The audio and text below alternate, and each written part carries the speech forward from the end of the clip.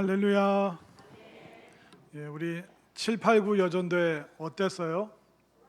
예, 본인들은 답변하시는 게 아니죠. 많이 예쁘죠? 예, 저는 하얀 옷을 이렇게 딱 입고 나오시니까 진짜 천사가 내려온 것처럼 느껴졌습니다. 저 모습 저대로 더 이상 나이 들지 않고 요렇게만 쭉 가셨으면 좋겠다, 그런 생각도 들면서 하늘의 천사처럼 또 그런 마음으로 살았으면 좋겠다, 그런 생각도 들고, 또 특별히 이 천사들이 다음 주에 젓갈을 판다니까 젓갈 팔려고 지금 내려왔어요. 그래서 이번 주 동안 준비를 해줄 텐데, 우리 주님의 그 길을 또 함께 묵묵히 걸어갈 우리 789 여전도에 위해서 박수로 한번 격려하겠습니다.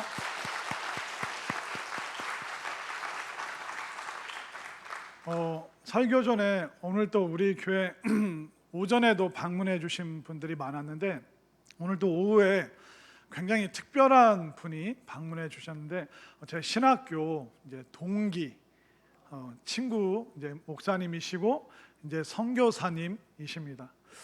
우리 여민상 선교사님, 또 이정화 사모님, 자리에서 한번 일어나실까요? 우리 딸 시은이도 한번 자리에서 우리 박수로 한번 환영하겠습니다.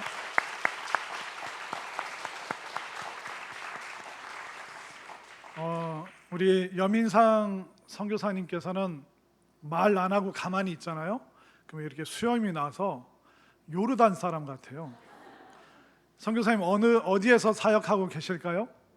어떻게 하셨어요? 소름 끼쳐. 아무것도 안 알려드렸는데, 요르단에서 이제 난민들, 그쪽이 분쟁 지역이고 또 인종 청소, 또 그런 심각한 일들이 많이 발생하는 곳에서 그 난민들 대상으로 사역을 하고 계십니다. 우리 여민상 선교사님께서는 음악을 잘하셨어요.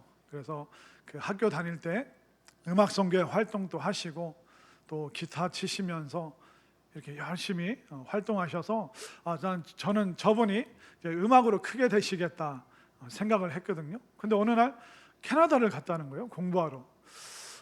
공부할 스타일이 아닌데 이제 캐나다 갔는데 공부 안 하고 다행히 우리 아내 되시는 이정화 선교사님을 만나신 거예요. 우리 이정화 선교사님의 헌신으로 지금 아름다운 가정을 이루셨고, 또 우리 딸 시은이, 또 아들 시열이 있는데 오늘 시은이가 또 함께 했습니다. 우리 선교사님께서는 이제 캐나다에서 또 이제 파송을 받아서 요르단에서 사역을 하고 계시고, 또 특별히 고향이 대전입니다. 대전 출신이세요. 그래서 아마 부모님 다 이제 미국 가셨죠? 미국에 계신 걸로 제가 알고 있는데, 지금 그래도 선교사님 대전이 고향이시고, 약 한 달 전에 부산에서 갑상선 암 수술을 받으셨습니다. 아무래도 뭐 이렇게 생활이나 또 그런 게 스트레스가 많고 또 푹 자기가 어려운 그런 상황에서 이제 몸으로 조금 힘든 시간들이 있었는데, 아까 만나뵈니까 말도 잘 못하시더라고요.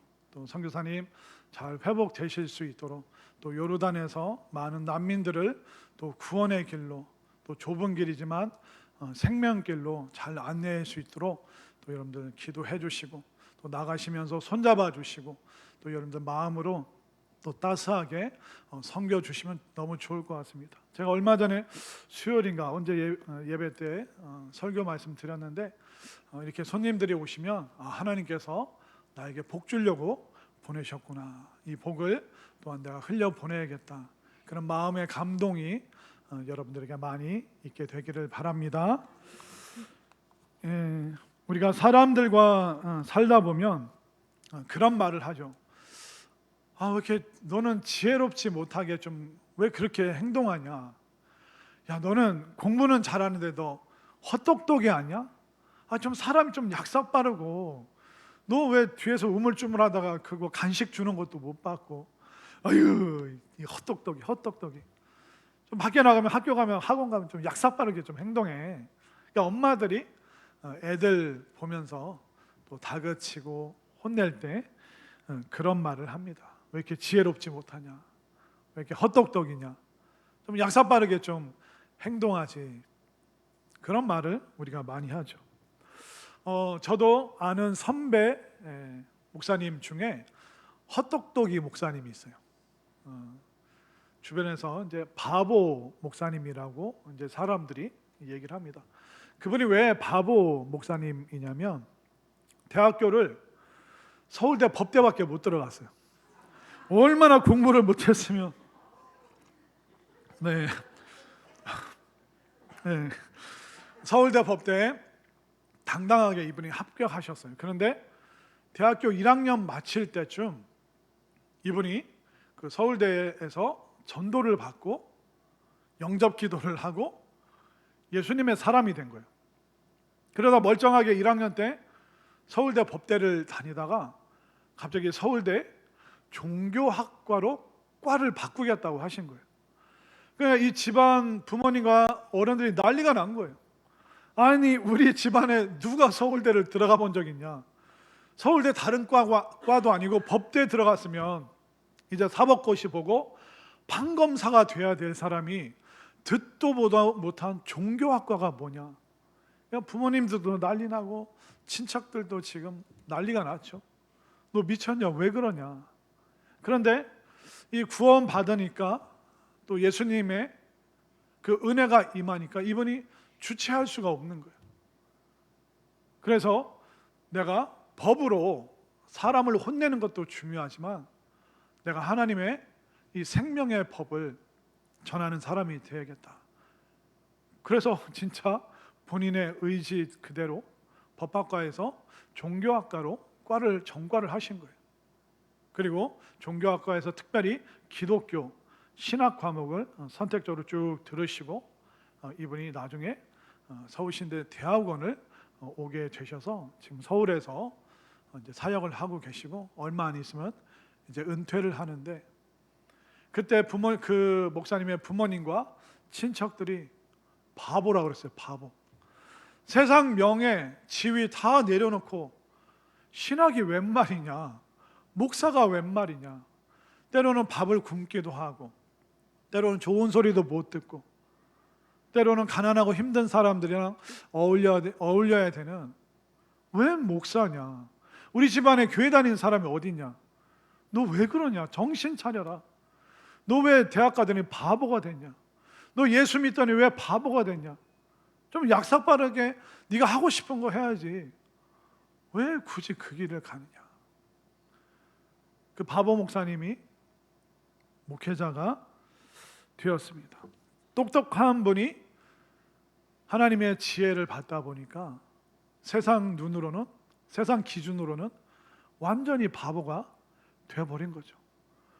본인의 능력과 재능을 뽐낼 수도 없고 사람들에게 큰 소리 칠 수 있는 그런 위치도 아니고 쟤 완전히 헛똑똑이다, 바보다. 예수 믿더니 어떻게 저렇게 바보가 되어버렸냐, 그런 평가를 들었던 목사님을 알고 있습니다. 오늘 본문에 나오는 이 고린도 전서를 기록한 사도 바울도 그는 천재였지만 헛똑똑이, 하나님 때문에, 하나님의 지혜 때문에 바보가 된 사람입니다. 여러분들 다 잘 아시죠? 이 사도 바울은 유대인 중에 유대인이요, 바리새인 중에 바리새인이요, 또 가말리엘 문화에서 배움을 얻었던 사람, 우리로 치면 서울대 잘 다니고 있던 사람이에요. 그런데 이 사람이 다메섹으로 기독교인들을 잡으러 가다가 그 길에서 예수님의 은혜의 빛을 봤죠. 그리고 그는 세상을 향한 그 눈이 가려지게 됩니다. 그러면서 하나님의 지혜에 대한 그 지식이 확 열리면서 세상을 향해서는 바보가 되고 또 주님을 향해서는 가장 지혜로운 선택을 그가 하게 되었습니다. 그 이후로 사도 바울이 유대인들에게 말하면 유대인들이 야, 사도 바울 바보 됐다, 그리스도의 도를 배우더니 미쳤나 보다, 바보가 아니라 미치광이가 되어버렸어, 어떻게 저런 말을 하느냐, 율법을 지켜야 구원받지, 어떻게 예수를 믿어서 십자가에서 못 박혀 죽은 예수를 믿어서 구원을 받느냐, 사도 바울 완전히 바보 됐다, 그런 평가를 듣고 있습니다. 그런데 사도 바울이 말했던 세상은 바보라고 하는데 하나님의 지혜는 어떤 걸까요? 자, 우리가 읽지는 않았는데 오늘 본문 고린도전서 2장 6절과 7절을 볼까요? 자, 6절을 제가 7절을 여러분들 읽겠습니다. 그러나 우리가 온전한 자들 중에서는 지혜를 말하노니 이는 이 세상의 지혜가 아니요 또 이 세상에서 없어질 통치자들의 지혜도 아니요 오직 은밀한 가운데 있는 하나님의 지혜를 말하는 것으로서 곧 감추어졌던 것인데 하나님이 우리의 영광을 위하여 만세 전에 미리 정하신 것이라. 그러니까 두 가지의 지혜가 있다는 겁니다. 6절에서는 세상의 지혜와 통치자들의 지혜가 있죠. 근데 7절에서는 하나님의 지혜가 있죠. 그리고 영원한 영광의 지혜가 있다. 세상의 지혜는 통치자의 지혜예요. 그러나 이 통치자의 지혜는 일시적이죠. 유한하죠. 길어야 5년입니다. 그리고 더 오래 가도 10년, 15년. 우리가 그 전에 있던 대통령, 그 전에 대통령, 그 전에 대통령, 그들이 세상의 지혜로 대한민국 이렇게 하겠습니다 했지만 우리가 기억하고 있는 거 많지가 않습니다. 또 한때는 공산주의가 이 지구의 절반을 시뻘겋게 물들였습니다. 그러나 그 공산주의의 지혜도 세상 통치자의 지혜도 시간이 지나니까 다 아무것도 아닌, 오히려 사람들을 더 고통스럽게 힘들게 만드는 지혜가 아니라 악함이었다는 것을 알게 되죠. 그러나 우리 하나님의 지혜는 어떤 지혜입니까? 일시적인 지혜가 아니요 영광의 지혜고 또 영원한 지혜인 줄 믿습니다. 그러니까 사도 바울, 그가 이 세상의 일시적인 지혜, 통치자가 되는 그런 지혜를 추구하다가 예수님을 만나니까 영원한 지혜, 영광의 지혜, 이 하나님의 지혜를 받게 되니까 오히려 세상 사람들에게는 바보라는, 헛똑똑이라는 그런 손가락질을 받게 되었습니다. 이 세상의 지혜는 두 가지로 나눠집니다. 경험적인 지혜와 추론적인 지혜예요. 경험적인 지혜는 뭡니까? 내가 눈으로 본 거, 내가 맛본 거, 내가 경험한 거, 내가 체험한 것만 다 지혜라고 말을 합니다. 또 추론적인 지혜가 있죠. 이러할 것이다. 우주를 벗어나면 이러할 것이다. 사람이 죽으면 이러할 것이다. 그건 단순히 사람의 추측이고 상상력의 지혜일 뿐이라는 것입니다. 그러나 사도 바울은 경험적인 지혜도 아니고 추론적인 지혜도 아닙니다. 그 하나님의 지혜는 그런 방식이 아니죠. 자, 한번 볼까요? 하나님의 지혜는 어떤 것인가? 자, 9절 말씀으로 가볼까요? 자, 9절 다 함께 시작. 기록된 바 하나님이 자기를 사랑하는 자들을 위하여 예비하신 모든 것은 눈으로 보지 못하고 귀로 듣지 못하고 사람의 마음으로 생각하지도 못하였다 함과 같으니라. 하나님의 지혜는 뭡니까? 사람 눈으로 안 보인대요. 귀로도 안 들린대요. 또 사람의 마음의 상상력으로도 만들어낼 수 없는 그 하나님의 지혜가 있다라고 말하고 있죠. 그러면 그 하나님의 지혜가 뭘까요? 경험적인 것도 아니고 추론적인 것도 아닌 지혜. 8절로 올라가 보겠습니다. 8절 시작. 이 지혜는 이 세대의 통치자들이 한 사람도 알지 못하였나니 만일 알았더라면 영광의 주를 십자가에 못 박지 아니하였으리라. 결국 하나님의 지혜는 그 십자가에 다 드러나 있다는 거예요. 그 하나님의 지혜는 십자가를 통해서 우리가 깨달을 수 있다는 거예요.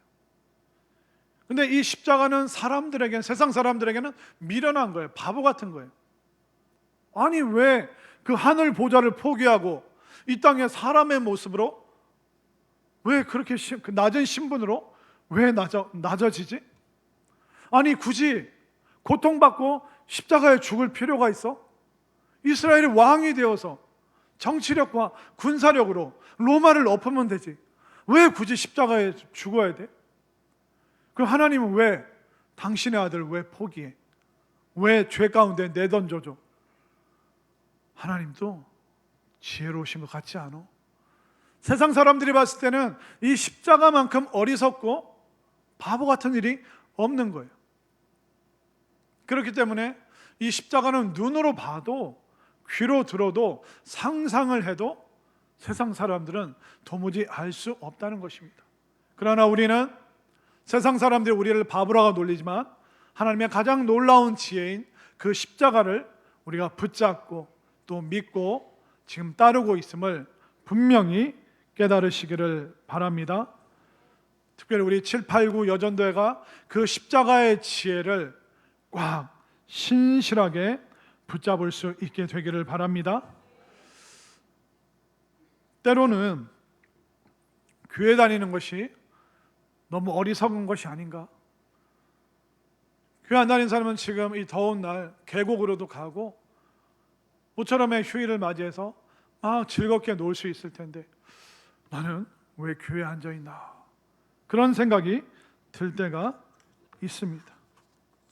70평생 정확한 논리로 살았던 그 고 이어령 선생님이 있죠. 그분이 평생 예수님 안 믿었습니다.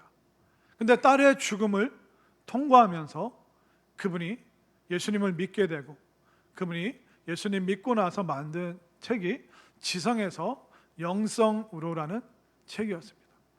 지성으로 경험적이고 추론적으로 이 세상을 본인이 규정을 했는데 예수님을 만나보니 지성으로 지식으로 다 안 되고 영성, 영원한 그 속성을 지녀야지만 내가 참된 사람이 되는구나. 그래서 지성에서 영성으로 그분이 넘어가게 되었죠. 그러니까 그런 책을 냈더니 학교에서 이어령 교수님을 놀리는 거예요. 이어령 교수도 예수 믿더니 바보가 다 됐네. 그렇게 똑똑했던 사람이 오직 예수, 오직 성령, 오직 말씀, 이어령 교수도 바보 됐어. 이렇게 믿음의 사람들은 바보라고 놀림받아요. 십자가를 따라가는 사람들은 미련하다고 사람들이 손가락질하고 있습니다. 그런데 여러분들 바보가 된 게 이게 부끄러운 일일까요? 바보가 되는 게 세상 지혜로는 바보가 되고 하나님 지혜에서는 똑똑한 사람이 되고, 그러나 세상 기준으로 바보가 된다는 것은 꼭 나쁘고 부끄러운 일이기만 할까요? 절대로 그렇지 않습니다. 이 세상에 위대하고 놀라운 것은 세상의 지식으로 감히 판단할 수 없는 것입니다. 이 땅에 위대하고 소중한 게 뭐가 있을까요? 우리 어린아이들은요, 엄마가 차려준 그 밥은 무조건 잘 먹습니다. 혹시 여러분들의 자녀들 중에 엄마가 밥 차려주면 이게 칼로리가 얼마쯤 되지? 이게 내 비만에 악영향을 주지 않을까? 엄마가 한 이 재료가 다 국내산 유기농일까? 이거 혹시 오래된 반찬 아니야? 엄마가 만든 이 음식에 독이 있는 게 아닐까? 어머니, 저는 은수저랑 은숟갈 주세요. 저는 스스로 저를 지켜야 됩니다. 엄마가 밥 차려놨는데 그렇게 말하는 자식들이 있습니까? 한 사람도 없습니다. 어머니가 차려준 밥상은 위대한 거예요. 사랑이 가득한 거예요. 너무나도 소중한 거예요. 아들이 밥 먹고 있을 때 엄마는 안 먹어요. 물끄러미 보고 있습니다. 그리고 가지 반찬이나 나물 반찬 안 먹으면 이렇게 보고 있다가 채소도 좀 먹어라. 엄마가 가지 이거 부들부들하게 해놨다. 이거 좀 먹어라. 그 혼자 먹는 아들 앞에 앉아서 어머니가 물끄러미 바라보고 있죠. 그 앞에서 칼로리 따집니까? 엄마 이거 국내산이야? 따집니까? 엄마 여기다 독 풀었어 안 풀었어? 그 따집니까? 머리카락 이거 왜 들어갔어 안 들어갔어? 그거 안 따집니다. 왜냐하면 그것은 너무나도 위대하고 소중하고 사랑이 가득하기 때문에. 아, 저 유기농 안 먹네, 저 바보 같은 놈. 아, 저 칼로리 높은 건데 바보 같은 놈. 그렇게 손가락질을 하는 사람이 더 바보 같은 사람들이죠. 이 세상에 위대하고 소중한 것들은 감히 세상의 지식으로, 지혜로 평가할 수 없는 것입니다. 아무리 대단한 서울대 법대 할아버지를 나왔어도, 위대한 석학도 못 배운 어머니, 일자무식의 어머니 앞에서는 무릎을 꿇고 절을 합니다. 어머니는 초등학교나 나왔어요? 어머니 알파벳 한번 해보세요. A, B 따라해 보세요. 우리 엄마랑 무식해서 같이 못 살겠어. 이렇게 말하는 대학 교수 있습니까? 아무도 없어요. 엄마가 일자무식이어도, 초등학교도 안 나왔어도 명절 때 되면 항상 어머니께 큰절합니다.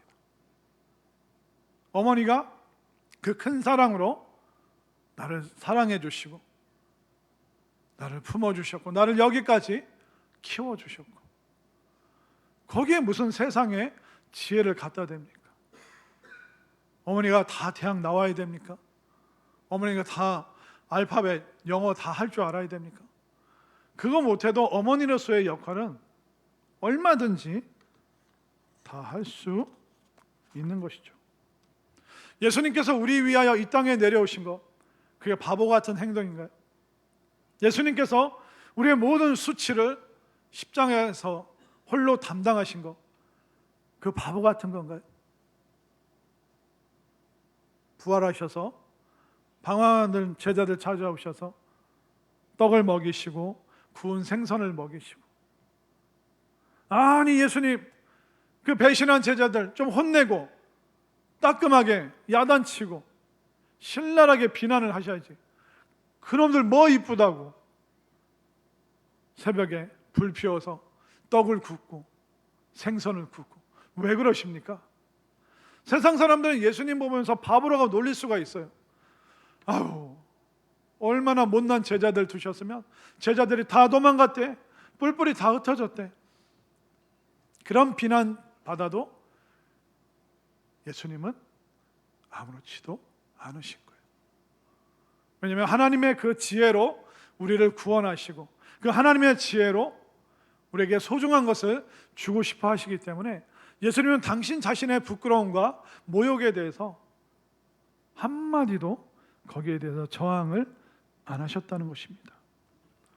우리는 세상의 똑똑함보다 하나님의 그 십자가 지혜를 더 붙잡는 사람이 되었으면 좋겠습니다. 성경에는 수많은 바보 같은 사람들이 있죠. 사자굴에 들어갈 줄을 알면서도 하나님 앞에 기도하기를 멈추지 않았던 바보 같은 다니엘. 밤에 몰래 예수님 찾아와서 생명의 길을 찾아 더듬고 있는 니고데모라는 바보도 있었습니다. 예수님께서 한마디, 나를 따르라, 그 말씀 듣고 배와 그물과 아비를 뒤로 하고 예수님을 따랐던 베드로, 안드레, 야고보, 요한 같은 바보 같은 제자들도 있습니다. 신사참배를 끝까지 거부했던 주기철 목사님, 6.25 동란 때 두 아들을 죽인 원수 같은 공산군을 아들로, 양자로 받아들인 손양원 목사님. 세상의 기준으로는 다 바보죠. 왜 그 고통을 감수하느냐? 원수 죽이지 못해서 한이지 그 원수를 왜 양아들 삼느냐? 세상의 지혜로는 바보 같은 거예요.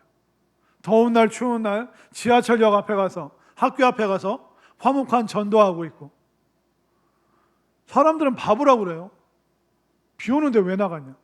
더운데 왜 나가냐? 캐나다에서 잘 살지 왜 요르단 가가지고? 사람들은 바보라고 그래요. 저도 그냥 연예인 하면 되지, 목회하고 있잖아요. 저 인물 아깝게 저 인물 가지고 설교는 하고 있고. 여러분들 왜 이렇게 고통스러워하세요? 왜 이렇게 못 견뎌해요? 왜 뛰쳐나가려고 그랬어요 지금? 다 바보예요, 바보. 난민들 수발이나 들고 있고. 세상 사람들이 보면 우리는 바보예요. 지혜롭지도 못하고 약사 빠르지도 못하고 자기 거 못 챙기고. 근데 성경에는 예수님을 닮은 수많은 바보들이 나오고 있어요. 자기 배고픈데도 남 돕고, 그 아까운 돈 연금 차곡차곡 모았다가 선교지에 보내버리고. 저도 주변에서 엄청난 바보들 많이 봤어요. 팔려준데도 바보 같아서 나 젓갈 한 통 주겠지, 다음 주에. 그래서 내가 광고 잘할 거니까. 바보예요, 바보. 제 주변에 온통 바보예요. 제 아내도 얼마나 바본지 얼굴 하나 보고 그냥 덥석 결혼해가지고 사모되는 줄도 모르고. 아이고, 바보야, 바보. 세상 사람들이 봤을 때는 우리는 다 바보예요. 그러나 우리는 천국에서 그 누구보다 똑똑한 사람이 되어 있을 줄 믿습니다. 그러나 세상에서 똑똑하다고 자랑했던 사람들은 마지막 날에 땅을 치며 내가 어리석었다고 후회하는 날이 반드시 오게 되어 있습니다. 우리는 어떻게 해야 될까요? 나는 구원받았으니, 나는 십자가 지혜를 알고 있으니, 나는 구원받았으니 괜찮다? 아니요, 그러면 안 돼요. 하나님의 마음은 그런 마음이 아니시죠. 하나님 마음을 살짝 들여다볼까요? 오늘 본문 15절과 16절 마지막 부분, 15절을 제가, 16절을 여러분들이, 신령한 자는 모든 것을 판단하나 자기는 아무에게도 판단을 받지 아니하느니라. 누가 주의 마음을 알아서 주를 가르치겠느냐? 그러나 우리가 그리스도의 마음을 가졌느니라. 우리는, 구원받은 우리는 신령한 자로 표시가 되어 있는데, 구원받은 자들은 아무에게도 판단받지 않아요. 그들이 우리를 바보라고 놀려도, 미련하다고 손가락질해도 우리의 판단은 하나님께 있기 때문에 그들의 판단이 우리에게 영향을 주지 못해요. 그러나 우리가 여기서 깨달아야 되는 것이 무엇입니까? 우리가 그리스도의 마음을 가졌느니라. 하나님의 지혜가, 구원의 지혜가 십자가로 우리에게 오니까 이제 우리는 그리스도의 마음을 가졌다. 야, 나만 구원받았다. 그게 아니라 어떻게 하면 저 사람도 구원으로 인도할까? 인생의 감옥에 사로잡혀 있는 저 사람, 과거에 발목 잡혀 있는 사람, 아픔과 슬픔과 수치스러움에 결박되어 있는 저 사람, 어떻게 하면 또래 모임으로 데려오지? 어떻게 하면 교회로 인도할 수 있지? 우리가 그리스도의 마음을 가질 때 하나님께서 우리에게 지혜를 주시고, 그 지혜로운 마음으로 우리가 가족들과 또 주변 사람들에게 예수님을 전할 수 있는 줄 믿으시기를 바랍니다. 결국 우리가 똑똑해지려면 어떻게 해야 돼요? 세상에 대해서 바보가 되면 됩니다. 우리 789 여전도에 세상에서는 바보라고 놀림 받으시길 바랍니다. 그러나 천국에서는 여러분들이 가장 똑똑한 사람이 될 줄로 믿습니다. 세상 사람들은 잘난 체하고 똑똑하게 살았어요. 결국 마지막 날 내가 어리석었도다 후회하는 날이 올 수밖에 없습니다. 그들이 그런 후회에 빠지지 않도록 여러분들이 그리스도의 마음으로 또 하나님의 지혜인 그 십자가를 품고 세상 사람들에게 예수님 전하고 복음 전도하고 그들을 교회로, 구원의 길로 이끄는 데 쓰임받는 우리 789 여전도에 또 우리 모든 우리 성도님들 될 수 있기를 간절히 소망합니다. 이 시간 우리 함께 기도하겠습니다.